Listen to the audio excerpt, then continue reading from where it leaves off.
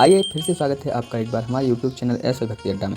आज हम बात करते हैं मित्रों, हल षष्ठी, हरचट, ललही छठ का व्रत कब रखा जाएगा, 14 या 15 अगस्त को। आइए हम संपूर्ण जानकारी बताते हैं। हलचट व्रत जन्माष्टमी से पहले रखा जाता है। हरछठ व्रत, जाने इस व्रत में क्या खा सकते हैं क्या नहीं, पूजा की विधि, शुभ मुहूर्त क्या है। हरछठ व्रत कब है? भाद्रपद माह की कृष्ण पक्ष की तिथि को हरछठ का व्रत रखा जाता है। इस साल हरछठ का व्रत 14 अगस्त को रखा जाएगा। दरअसल इस साल षष्ठी तिथि सुबह 4:23 पर शुरू हो रही है, इसलिए उदय तिथि के अनुसार यह व्रत 14 अगस्त को रखा जाएगा। यह व्रत महिलाएं अपनी संतान की लंबी उम्र की कामना के लिए रखती हैं। मान्यता है कि ऐसा करने से भगवान हलधर यानी बलराम जी उनके संतान की रक्षा करते हैं और उन्हें लंबी आयु देते हैं। यह व्रत श्री कृष्ण जी के बड़े भैया बलराम जी जन्मोत्सव के तौर पर मनाया जाता है। इस दिन हलधारी बलराम दाऊ की पूजा की जाती है। इसी कारण इस पर्व को हल षष्ठी या हरछठ, ललही छठ भी कहते हैं।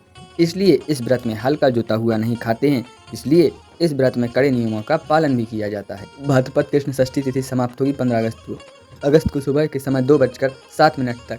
इस व्रत में षष्ठी छठी माता की पूजा भी की जाती है।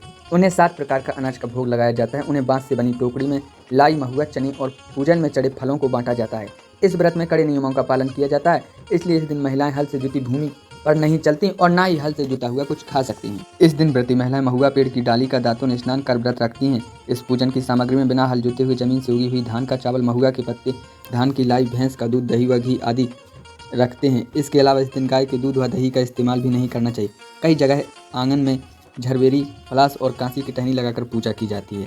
पर 7 अनाजों को मिलाकर बनाया हुआ सतनजा और दही तिन्नी के चावल से भोग लगाया जाता है। इसके बाद व्रत कथा सुनी या पढ़ी जाती है। तो मेरे प्यारे भक्तों, इस बार हरछठ का व्रत 14 अगस्त को रखा जाएगा।